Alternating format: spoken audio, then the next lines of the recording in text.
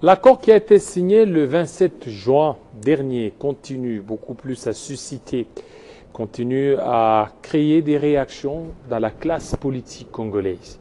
Et nous avions eu l'occasion de recevoir pour vous un des professeurs de la République démocratique du Congo. Lui, il est économique, il est politique, il est aussi juriste et aussi, il verra cet accord sur tous ses aspects. C'est le pasteur Godin Paul. Bienvenue, pasteur. Merci, Jean-David Kilolo, voilà. Mon collègue. Effectivement. Alors, soyez les bienvenus. Vous êtes là, pasteur. L'accord a été signé, mais jusque-là, beaucoup de réactions continuent beaucoup plus à piluler dans l'espace médiatique congolais. Et vous aussi, vous avez dit, dans un de vos tweets, d'éviter toutes les réactions grises par rapport à cet accord. Pasteur. Merci beaucoup. Moi, je ne m'invite pas au débat. Vous êtes témoin. Je parle de ça depuis M. Laurent Désiré Kabila. Donc, c'est-à-dire que, très modestement, sans avoir la prétention d'être plus intelligent que les autres compatriotes, vous êtes témoin, vous savez que je parle de cette affaire depuis M. Laurent Désiré Kabila. Donc, j'expliquais à tous les régimes que la solution à la guerre dans l'est du pays était économique. Donc, c'est-à-dire que lorsque moi je viens dans les débats, je ne les commence pas maintenant. Et non seulement que je parlais dans les médias, j'ai été invité plusieurs fois à animer des conférences à l'université de Kinshasa, au Tchest, presque partout. Donc j'en parle depuis des décennies, tout simplement parce que ça rentre dans mon domaine de recherche. À l'université de Kinshasa, j'enseigne notamment l'économie politique internationale. Donc, à ne pas confondre avec l'économie politique tout court. Donc, à la fac de droit, j'enseigne l'économie politique. En économie, j'enseigne les finances publiques et consorts, mais en relations internationales, j'enseigne l'économie politique internationale. Et contrairement, malheureusement, dans nos universités, là où il faut enseigner l'économie politique internationale, ils enseignent l'économie politique. Et c'est pour dire que cet accord fait partie de l'économie politique internationale. Et la façon dont les gens en parlent, ça nous fait un peu suffoquer scientifiquement, parce que par moments, vous voyez des gens qui expliquent des concepts qui ne maîtrisent pas. Donc, je ne dis pas que je suis plus intelligent qu'eux, mais du moins en cette matière-là, lorsque quelqu'un vous dit par exemple que la chaîne de valeur, c'est le partage des richesses avec le Rwanda, c'est indigeste. Et nous avons cette responsabilité-là de vous amener d'abord les fondements théoriques de cet accord, parce que nous n'en parlons pas maintenant. Nous devons vous faire un balisage historique de cet accord et nous allons également faire une analyse empirique. Pourquoi nous parlons des analyses grises? La différence entre la science et l'art, c'est que la science a des concepts, un objet et une méthode. Donc les scientifiques ne réfléchissent pas comme des mamans maraîchères. Donc c'est-à-dire, on avance une théorie, on essaye de voir si elle a été respectée par rapport à la question sous examen et on tire des conclusions. Donc, sur le plan théorique, cet accord trouve son fondement dans la théorie de l'agence. Théorie de la? De l'agence. De l'agence. De l'agence. Okay. Donc, l'agencification veut dire la contractualisation. Lorsque je ne sais pas faire quelque chose seul, je dois trouver des partenaires avec qui je dois être en contrat pour atteindre les objectifs. C'est ainsi que les principes, on dit que c'est le principe principal agence. Donc, la théorie de l'agence s'applique aussi bien en économie qu'en sciences politiques et même en relations internationales. C'est un peu comme les gens disent vulgairement, l'union fait la force.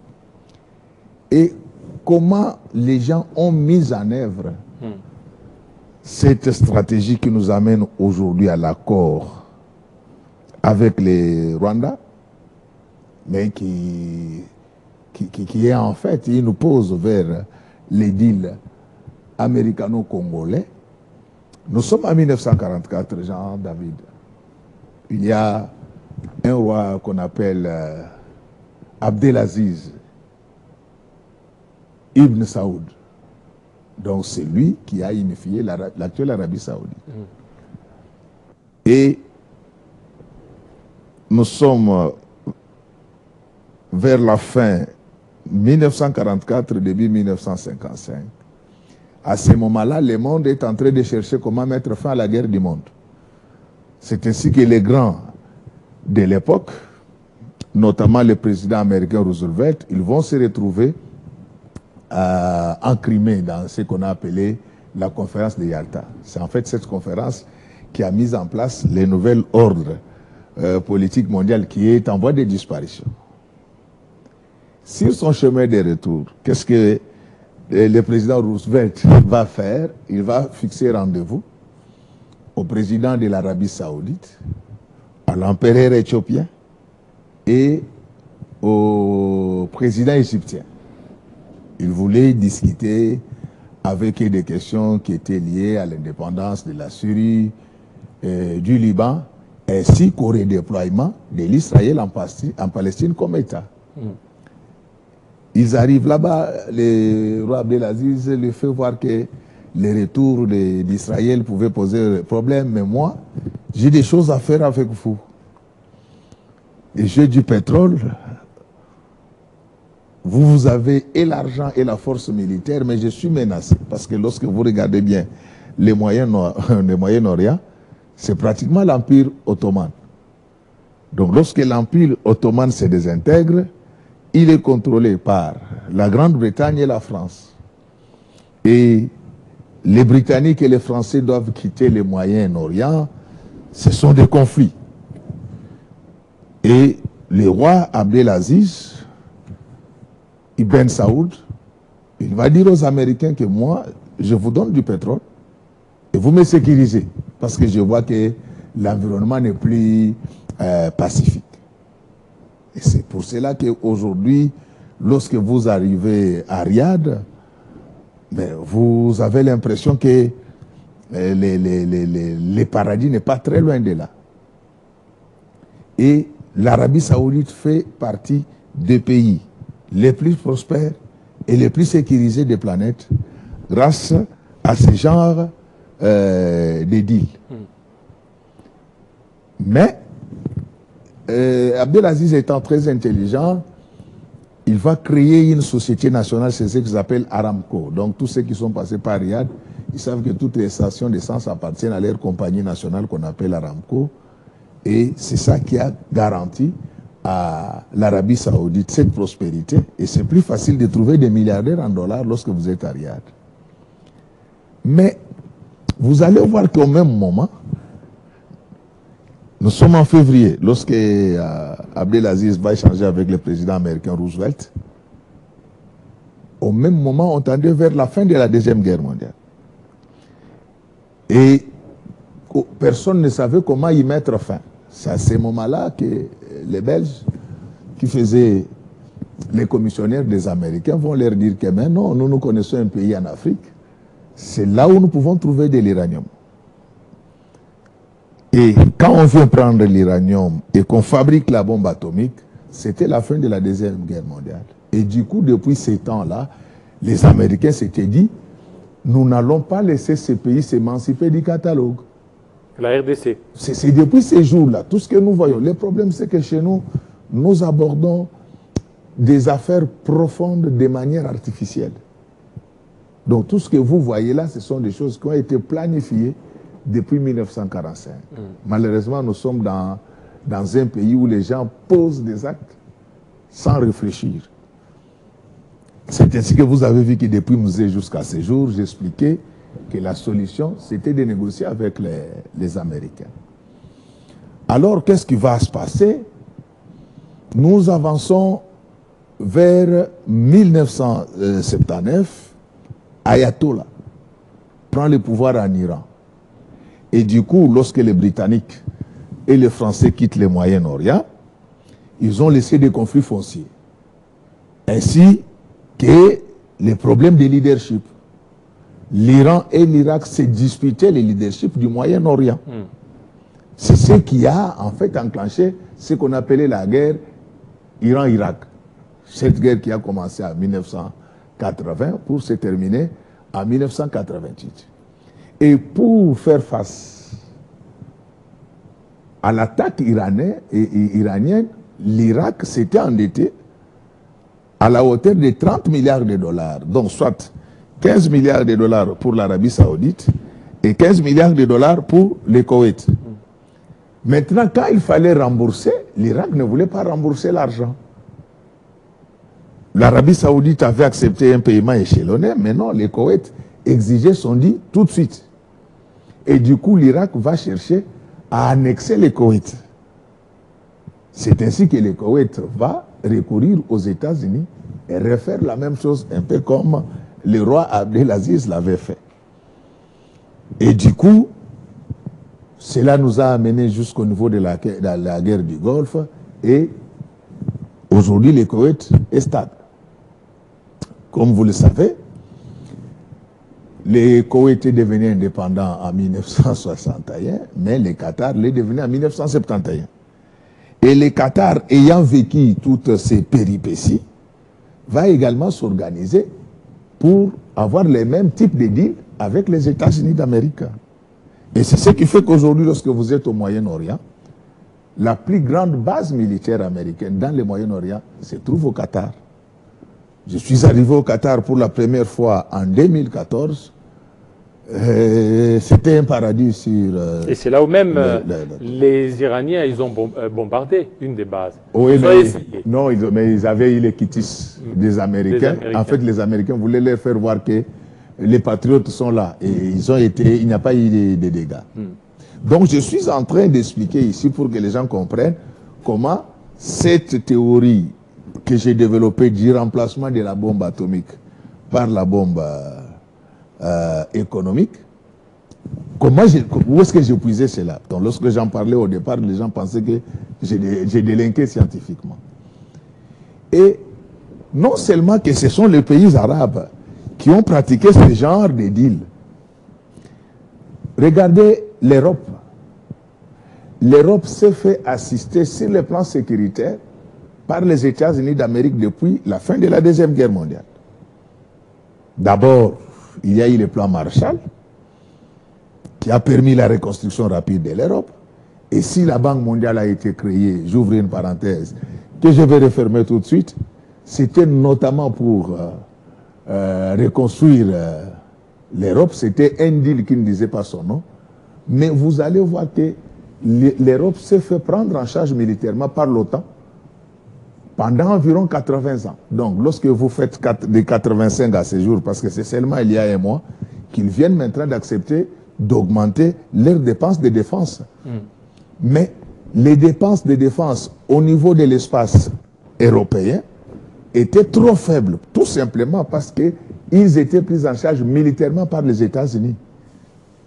Mais si l'Arabie Saoudite l'a fait, si le Koweït l'a fait, si le Qatar l'a fait, si l'Europe l'a fait, pourquoi on va nous l'interdire? Rentrons au pays. Nous Laurent Désiré Kabila, ce grand patriote d'heureuse mémoire. Vous pouvez parcourir le Congo, vous ne verrez pas des immeubles appartenant à musée, comme c'est le cas avec ses enfants de voleurs. Qu'est-ce qu'il a fait? Si aujourd'hui le Congo est resté dans ses frontières d'antan, c'est tout simplement parce que Mzee Laurent Désiré Kabila avait gagé toutes les réserves diamantifères du Kasaï. De la même manière que le Congo central fait tourner l'économie congolaise grâce à son courant, de la même manière que le caoutchouc de l'Équateur a contribué à notre bonheur, nous devons reconnaître que c'est grâce au diamant du Kasaï que le Congo est aujourd'hui dans les limites que nos ancêtres avaient laissées. De ses frontières. Vous comprenez? Donc, ce sont des choses qui ont été déjà essayées chez nous. Je ne vois pas pourquoi les gens devraient s'agiter. Ce que je voulais dire, très modestement, je ne suis pas seul à avoir fait des petites études aux États-Unis. Je ne suis pas le seul. Mais aux États-Unis, lorsque les Américains parrainent ce genre d'accord, c'est préparé par des archi-intellectuels américains. Donc ce n'est pas par les produits de la faveur, les produits de la tricherie, les produits de la corruption comme en Afrique. Chaque mot a sa signification. C'est quand même écœurant qu'on puisse voir que maintenant c'est l'affaire de tout le monde. Mais non.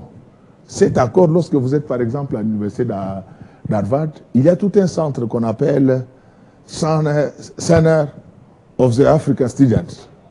C'est-à-dire of the African Studies. Donc un centre des études africaines. Je suis passé par là. Et quand vous arrivez à ce centre-là, vous trouvez les scientifiques les plus capés. Américains, Africains, et pratiquement chaque État est représenté dans ces centres-là.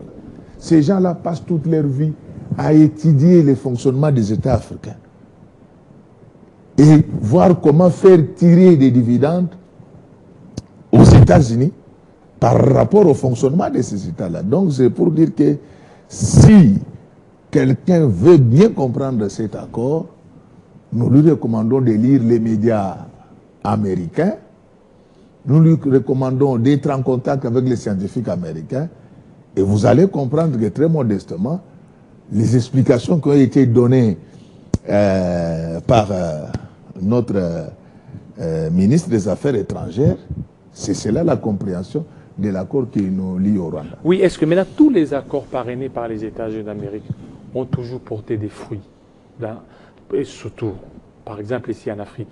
Il y a de ceux qui disent qu'il y a certains accords, comme les accords d'Oslo, qui sont restés lettres mortes. Bon, moi je vous ai cité ici, hein, je vous parle des États, et pratiquement tous ces États-là, moi je les ai visités. Je vous ai parlé de l'Arabie Saoudite, j'y étais. Je vous parlais du Qatar. Je suis arrivé là-bas pour la toute première fois avant d'y retourner après. C'était en 2014. Je vous parle de l'Europe.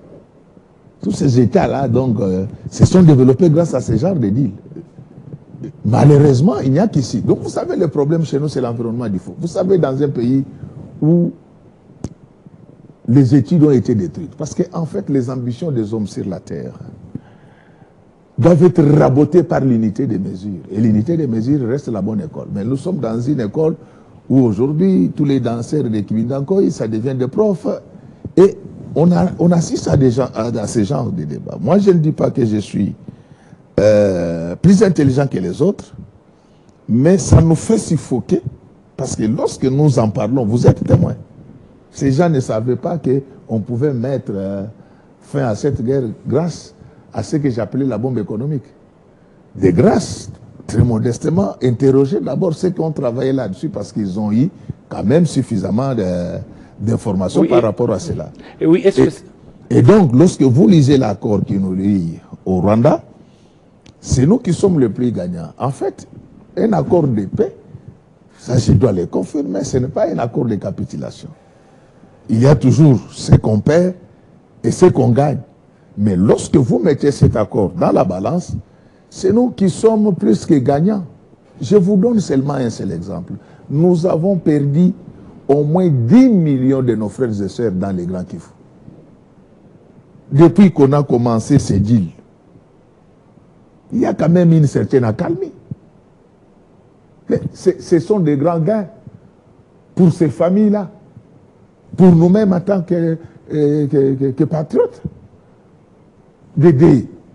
Vous avez un accord qui vous dit que maintenant, plus personne ne va toucher à vos frontières. Vous avez suivi les discours qui ont été développés à un certain moment.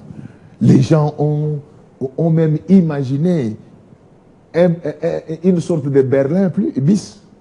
Mais quand vous avez un accord qui vient mettre fin à tout ça et que vous dites que ce n'est rien, je pense que le problème, c'est nous-mêmes.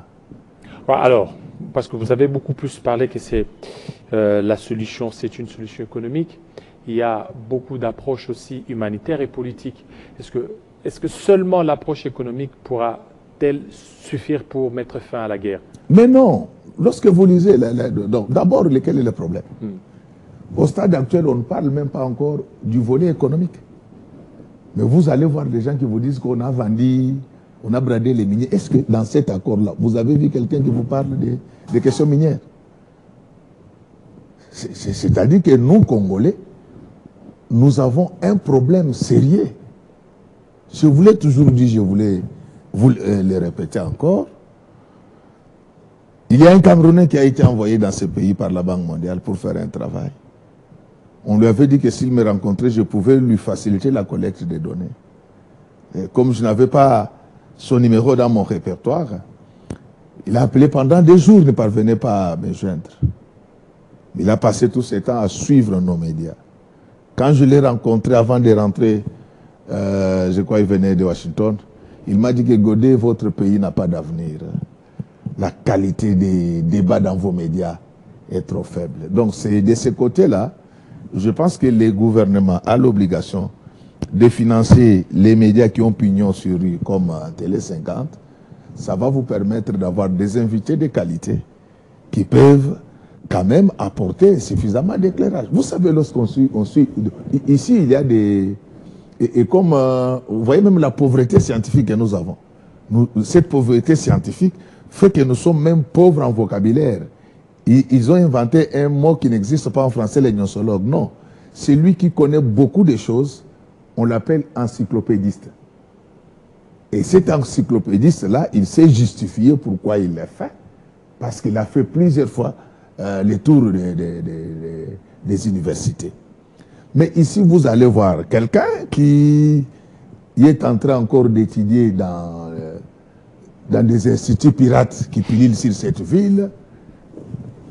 Il analyse la Constitution, il parle de l'inflation, il parle de l'accord, donc il parle de tout. C'est un grand danger et vous, des médias, vous devez nous aider parce que les médias ailleurs, c'est les 6 années de l'école. Et tel que ça fonctionne, là, je pense que... Alors, il y a aussi ceux qui voient que cet accord, on aurait dû citer nommément le groupe rebelle M23. C'est là qui cite que la RDC serait beaucoup plus perdante. Et en plus de cela, la résolution 2773, qui était déjà un acquis pour la RDC, c'est que c'était une victoire diplomatique. Là, on a parlé du retrait immédiat du M23 ainsi que des Rwandais du sol congolais. Mais au niveau de l'accord, nulle part où on a parlé explicitement de ce retrait-là du M23. Et il faut dire à ces gens-là, si vous mettez les noms du M23 dans l'accord, et que 2 jours après, ça devient M25, en quoi est-ce que le M25 se sentira lié par rapport au M23? Vous voyez qu'il y a un problème. Ils veulent, comme on a cité l'FDLR, qu'on cite aussi l'M23. S'il vous plaît. Le FDLR, c'est connu, c'est déjà cristallisé. Le FDLR n'est pas une partie à la belligérance. C'est les autres qui disent que le FDLR existe. Mais quand nous sommes avec vous ici, Kinshasa ne contrôle pas Goma. Kinshasa ne contrôle pas Bukavu. Mais si nos frères estiment qu'il y avait le FDLR, c'est-à-dire que maintenant, là, ils peuvent nous indiquer là où ils se trouvent. Donc, on ne peut pas mettre nommément les noms du mouvement dit M23, tout simplement parce qu'aujourd'hui, ils peuvent changer de nom. Vous allez encore retourner aux États-Unis. Le M23, ce n'est pas le seul mouvement qui a pris les armes. Il y a plusieurs factions.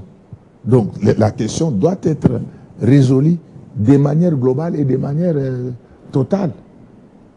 Et ce qui est clair, c'est que la plupart des gens qui tiennent ces discours, ils n'ont jamais rédigé un accord dans leur vie. Ils n'ont jamais pris part aux forums internationaux. Mais chacun, c'est comme si on était dans une forêt.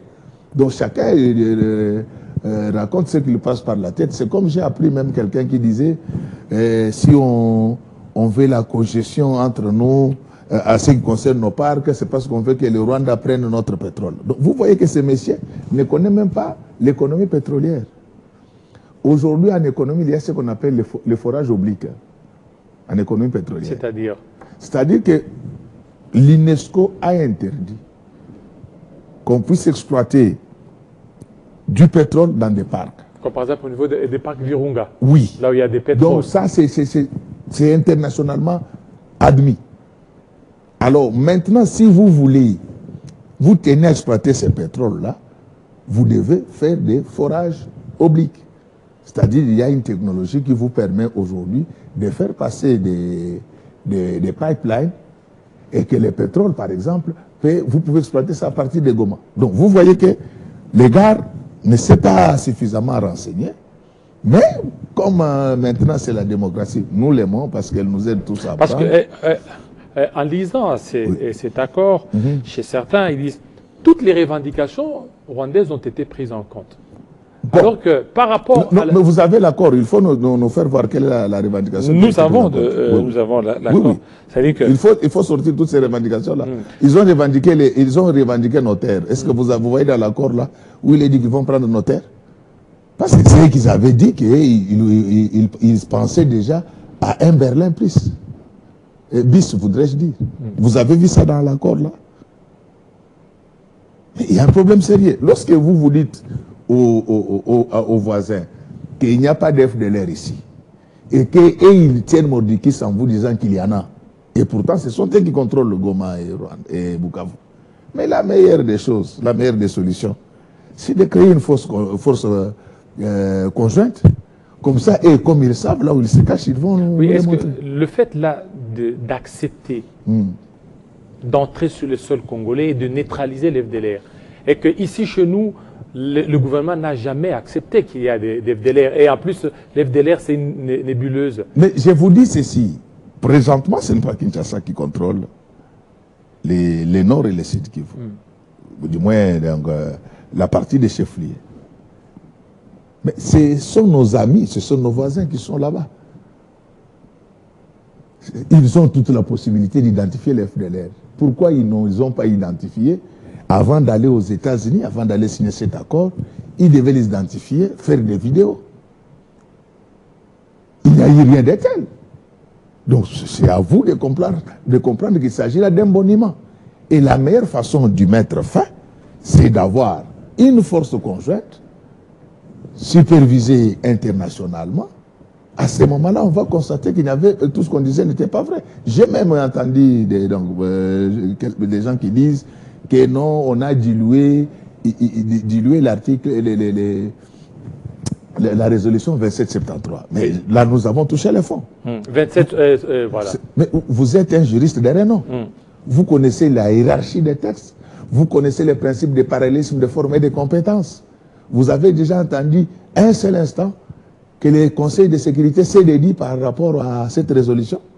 Et même lorsque vous lisez l'accord, on vous dit que cet accord-là, il est à lire ensemble avec la résolution et ce qui se fait à Doha, pour peu qu'on ait été à l'école. Lorsqu'on vous demande de lire plusieurs textes ensemble, c'est-à-dire que vous les lisez selon leur hiérarchie. Donc on n'a pas touché à la résolution 2773. Soyons sérieux. Soyons sérieux. Donc, cette résolution reste intacte. Vous êtes juriste. Lorsqu'on vous dit qu'il faut lire les dispositions combinées de la Constitution, de la loi telle, de la loi telle, mais vous n'allez pas donner à ces dispositions pas les mêmes rangs juridiques. Est-ce que vraiment pour ça, il faut un dessin pour que nous puissions comprendre? En fait, quel est le vrai problème? Je sais qu'il y a des gens qui ont des frustrations, comme nous tous nous en avons. Mais il y a des amis qui tenaient coûte que coûte que la guerre arrive à Kinshasa. Comme cela n'est pas arrivé, donc ils font tout pour que la guerre va arriver. Si la guerre arrive à Kinshasa, qu'est-ce que la population va gagner? À part les politiciens qui vont se partager les postes.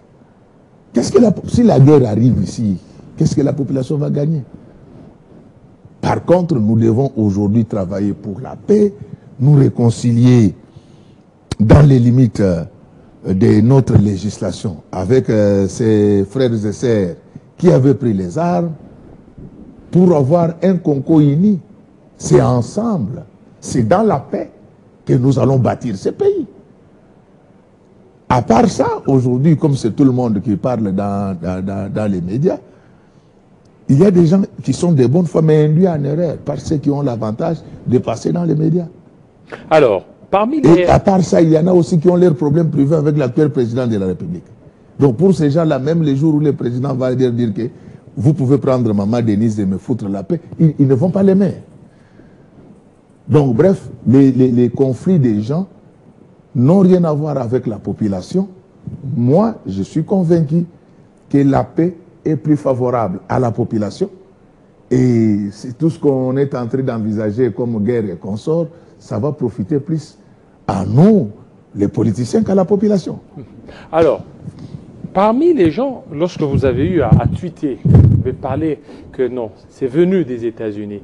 Alors ils disent, puisque ce sont les États-Unis qui ont réfléchi, les Congolais ne peuvent pas réfléchir par rapport à ça, pour qu'eux aussi donnent aussi leur point de vue. C'est comme si c'est les dictats des États-Unis, c'est à prendre ou à laisser. Est-ce que vous pouvez comparer le système éducatif congolais au système éducatif américain? Cette guerre dure depuis plus de 30 ans. On nous a laissé nous-mêmes réfléchir. Quelle est la solution que nous avons apportée là-bas? Et lorsque même vous suivez nos médias ici, est-ce que vous êtes à l'aise lorsque vous suivez nos médias avec des expatriés? La qualité de nos débats? La troisième raison, vous avez des problèmes avec votre femme. Lorsque vous allez voir votre voisin, il doit demander les conseils qui doivent venir de vous, ou bien lui, il doit vous prodiguer ses conseils à lui. Ce sont des accords qui sont rédigés dans un style international. Ne nous voilons pas de face. Nous avons tué notre enseignement. Nous avons tué notre système éducatif. Je suis désolé, mais je dois vous le dire. Vous savez que la plupart de nos diplômes, dès que vous traversez les frontières, donc ça perd leur scientificité. Vous pensez que le monde ne nous observe pas? Alors ça veut dire quoi par rapport à ça? Les Congolais ne peuvent pas réfléchir? Nous n'avons pas encore atteint ce niveau-là. Il faut être humble dans la vie. Vous connaissez un seul Congolais qui a déjà fabriqué un avion? Parce que vous dites que vous pouvez mieux réfléchir que les autres. Ce n'est pas un complexe. Très modestement, nous sommes passés en partie par leurs écoles. Mais lorsque nous mettons dans la balance les deux systèmes, c'est le jour et la nuit. Regardez déjà comment des textes écrits de manière claire, comment ça se cite intolation. Donc je ne dis pas que la RDC n'a pas de compétences, mais ne nous comparons pas quand même aux États-Unis. On fait le classement mondial des universités chaque année. Les 3 premières places sont occupées par les États-Unis. C'est pourquoi on appelle les États-Unis, sur le plan scientifique, ça s'appelle la capitale mondiale de l'intelligence. Les universités du genre dont vous entendez, du genre Harvard là, quand vous êtes dans leurs auditoires, vous sentez l'onction scientifique sortir des murs. C'est la rigueur. La qualité a un prix. Nous avons des profs de qualité chez nous ici, mais ils travaillent dans quelles conditions? Pour réfléchir, il faut un certain confort. Il faut une certaine aisance. Et il faut visiter ces universités-là. Vous allez comprendre que nous ne sommes pas encore là où nous devons être. Il y a un problème beaucoup plus peut-être au niveau de la Posez toutes les questions. Au niveau de la mise en œuvre. Oui, j'ai entendu encore, on dit pourquoi on parle du retrait progressif. Voilà. Mais je vous pose la question. C'est-à-dire qu'au niveau d'abord de la mise en œuvre, oui. Et en plus, on parle d'un retrait qui serait conditionné par... Non, progressif. Par, non, ça c'est vous. L'accord parle d'un retrait progressif. Oui. Moi, je te pose la question. Si aujourd'hui, maintenant, là, les M23 et leurs parrains rwandais se disent ce soir qu'ils quittent Goma, qui va assurer la sécurité de la population là-bas? C'est cela, le retrait progressif, c'est-à-dire qu'au fur et à mesure que les systèmes, les mécanismes internationaux mis en place est en train de faire les constats et ils partent, les FARDC, la police se déploie.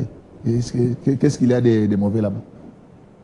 Une résolution a besoin de mesures d'application. Lorsqu'une résolution vous dit que départ immédiat, ce n'est pas l'immédiat immédiat. C'est l'immédiat dans l'immédiat. C'est-à-dire qu'il y a des mécanismes de réception de cette immédiateté. Ma foi.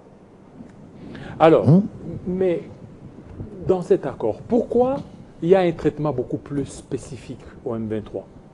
C'est-à-dire, par rapport à ce qui concerne le M23, on dit que leur sort sera réservé au niveau de Doha, alors que pour les autres groupes rebelles, alors qu'on sait tous très bien que les M23 font partie de ces groupes rebelles. Je vais vous poser la question. Est-ce que l'accord là, quand vous le lisez, je sais que vous comprenez ça, mais vous posez pour vos téléspectateurs. L'accord n'est pas signé, ce n'est pas un accord entre Congolais. Il s'agit d'un accord signé entre la RDC et le Rwanda. On ne va pas mélanger les choux et les chats. Ils vous disent que comme l'accord, c'est un accord bilatéral, sous le parrainage des Américains, pour des questions internes, il y a un cadre qui a été créé, ça se trouve à Doha. C'est pour vous dire que l'accord vient résoudre les problèmes qui opposaient la RDC au Rwanda. Maintenant, il faut des mécanismes internes pour résoudre, c'est parce qu'on peut tout dire. Il est vrai que c'est le Rwanda qui est derrière les M23, mais vous n'allez pas me dire que les Nanga et consorts, ce ne sont pas des Congolais. C'est pourquoi on laisse cette brèche-là pour dire que ça va se traiter en interne. Et vous dites que pourquoi on ne parle pas d'autres groupes rebelles. Il y en a combien qui contrôlent les grands espaces? La politique, c'est par essence un rapport de force. Aujourd'hui, c'est les M23 qui contrôlent Goma et Bukavu. On a dit que ces problèmes-là, c'est congolo-congolais. Nous faisons d'abord partir les étrangers et les Congolais voient comment résoudre leurs problèmes entre eux. Alors maintenant, pour le moment, l'accord tel qu'il est là, c'est que ça sera difficile si au niveau de Doha, la solution continue beaucoup plus un peu à s'enliser. Voilà, c'est ça, j'apprécie. Donc, dès que les M23 se détachera du Rwanda, la guerre va s'arrêter. Très modestement. Au-delà de ce que vous avez dit, je suis breveté Chester. Vous comprenez? Très modestement, ce sont des choses que je n'aime pas évoquer, mais devant l'incurie dans nos réflexions, devant les caractères gris de nos publications, on doit expliquer. On ne gagne pas une guerre lorsqu'on n'a pas de base arrière. C'est fondamental. Ce qui donne la force au M23, c'est la base arrière. Vous pouvez les repousser. Dès qu'ils traversent, ils sont au Rwanda. Et le Rwanda va considérer que le conflit a été exporté sur son territoire. Donc c'est pour vous dire que dès que ça sera respecté, donc les Américains ne badinent pas. Dès que le Rwanda se retire, effectivement, retire son soutien au M23, rassurez-vous que le M23 ne sera plus à mesure de faire face à la RDC. Qui serait un peu conditionné par la neutralisation des FDLR. Non. Il n'y a aucune conditionnalité. C'est-à-dire qu'ici, ça c'est vous. Mais l'accord dit qu'il y a une force conjointe qui va permettre aux deux États de constater que les FDLR n'existent pas. Parce que si les FDLR existaient, ils sont là, ils devaient les arrêter. Que je sache, que vous sachiez parce que je sais que vous le savez, jusque-là, ils ne nous ont pas encore montré les FDLR. Alors, pour terminer, il y a un professeur, un avocat, un juriste. Il a dit, parce que c'est tiré de l'accord, c'est que les obligations lient la RDC et le Rwanda, mais ne lient pas les États-Unis, ne lient pas non plus le Qatar. Alors, dans ce cas, oui, mais là, dans ce cas, oui. quelle sera l'intervention du Qatar ou l'intervention des États-Unis? Lorsqu'il n'y a pas peut-être... Je vous pose une question. Lorsque vous achetez une parcelle, n'est-ce pas? Il y a toujours un acheteur, un vendeur et un témoin. Les témoins, son problème, c'est de venir affirmer, attester que la vente avait bel et bien eu lieu. Mais ici, nous avons quel type de témoin? C'est Donald Trump. Et lui-même, il a parlé. Il vous a dit qu'il y aurait des sanctions. Donc ça, ils font la philosophie. Et on ne va pas mettre tout ça dans un accord. Ça, c'est seulement, donc, comme nous... Vous savez que nous, Congolais, on amène la polémique partout, même là où il ne faut pas en amener.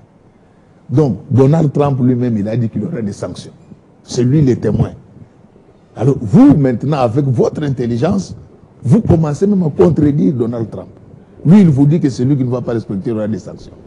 Mais quelqu'un veut vous dire, mais l'accord ne lie pas les États-Unis. Mais les États-Unis ne sont pas partis au conflit. Encore moins les Qatar. Encore moins les Qatar. C'est basique. C'est basique. Les malheurs, c'est que ce n'est pas dans un mauvais sens. Hein. Il y a quand même beaucoup de professeurs maintenant au Congo par ce temps qui court. C'est pourquoi, dégracement, appelez-moi pasteur. Il y a beaucoup de professeurs. Hein. Pour rien. Pour rien. Pour rien. Mais ils étudient. Je vous dis, il faut toujours avoir fait... Ils ont 15 thèses comme vous.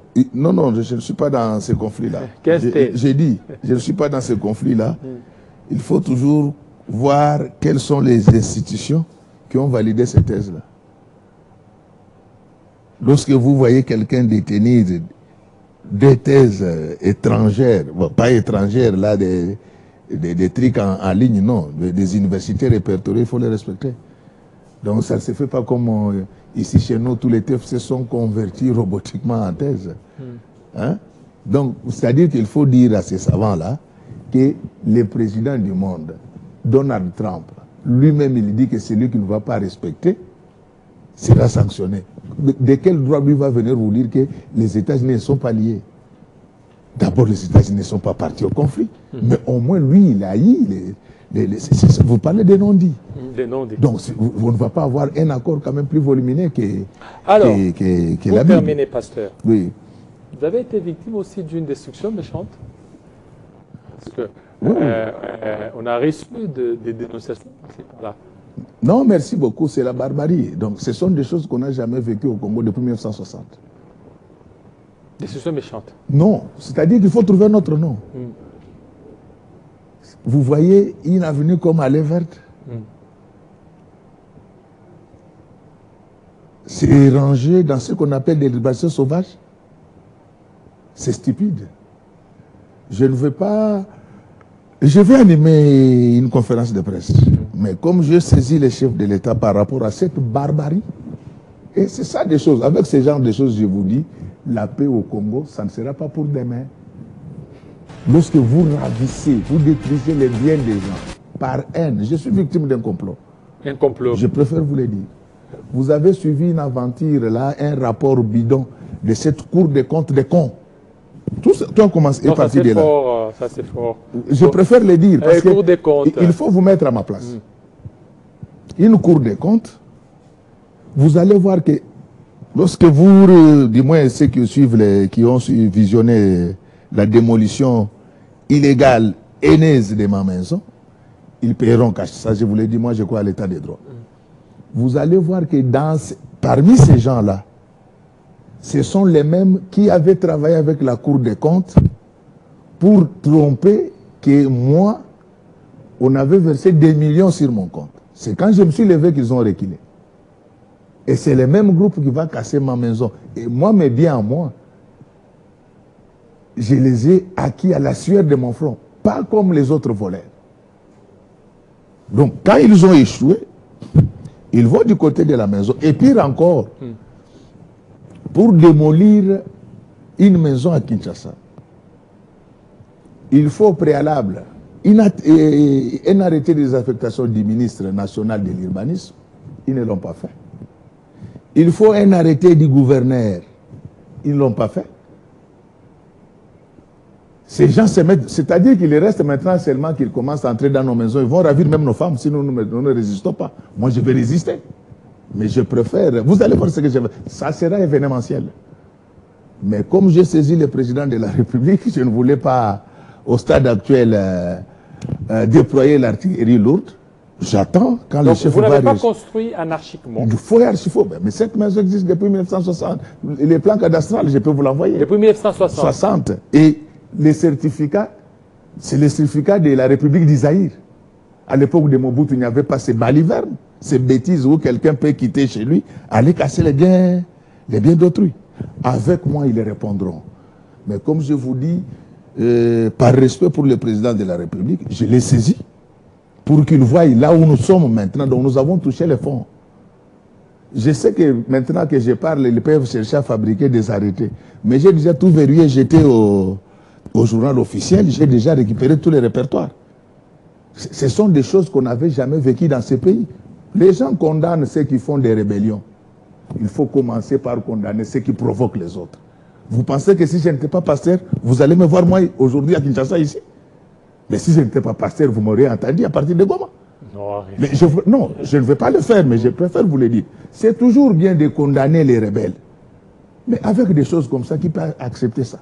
Quand je construisais ces maisons-là, la plupart de ceux qui ont détruit, comme aujourd'hui ce sont devenus des milliardaires, n'avaient pas de chaussures. Alors vous allez venir comme ça ne passera pas. Vous pouvez me faire confiance. Oui, mais... En fait, ça ne passera pas. Mais je voulais vous faire voir les irrégularités. En droit foncier congolais, une parcelle cadastrée ne fait pas partie de l'emprise publique. C'est fondamental. Mais lorsque vous avez des autorités qui ne connaissent pas ça, alors, c'est-à-dire que nous avons touché les fonds. Merci. Donc, je vais revenir là-dessus. Je demande à la population, merci pour le soutien, merci pour les appels. Par respect pour le président, je vais attendre pendant des semaines. Et après, je cracherai du feu. Merci beaucoup. Pour cette maison-là, on va me tuer. Mais on ne va pas me tuer. Je ne veux pas mourir. Je vais me battre, je vais récupérer mes biens. C'est honteux. Vous prenez C'est honteux. Et je vous l'ai dit, je demande au peuple congolais, avec ces comportements, oublions la paix au Congo. Merci beaucoup, pasteur Godin Poy, surtout oublions la paix. De votre intervention. Vous n'avez rien avant, il y a de cela 5 ans. Vous n'avez pas de soucis. Merci. Et vous, aujourd'hui, vous prenez le courage de venir casser ma maison. Monsieur. Voilà, merci. Donc, comme j'ai dit, par respect pour les chefs, je n'en parle pas parce que je l'ai déjà saisi. J'attends la suite. La suite. Mais on ne va pas permettre à Léopoldé de revenir au Congo.